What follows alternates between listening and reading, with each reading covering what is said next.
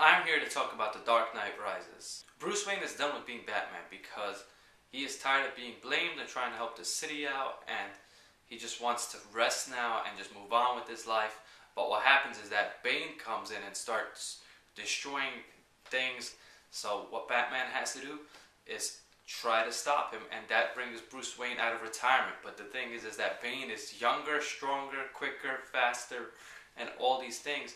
And Batman is not in that great health and shape anymore because he's just been sitting on his ass for like 7 or 8 years. So I like this.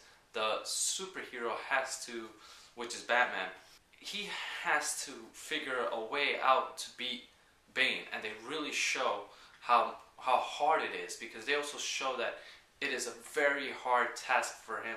And that is amazing. That's what's amazing about this film, is that it's the first time that the superhero is a lot weaker than the villain. Not like a little weaker, a lot weaker than the villain.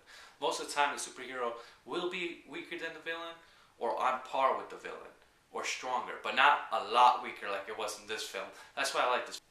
Now, I think that this movie is good. I think it's good because of the story, and I also think it's really good because of how Bane fits into being the villain of this story. I think Tom Hardy did a really good job as Bane, and he did look really strong in this movie.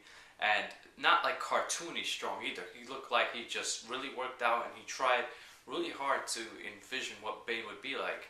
I thought his voice was pretty cool too, even though at certain parts I couldn't understand him. I thought Bane's voice was actually pretty decent. And as Anne Hathaway was also pretty good.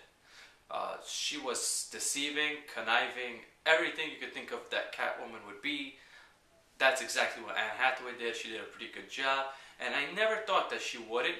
I just never really liked the Catwoman villain, but I guess she was okay in this. Christian Bale did a good job, as he always does as Batman. Now people say, oh yeah, I hate when he has that really raspy voice as Batman.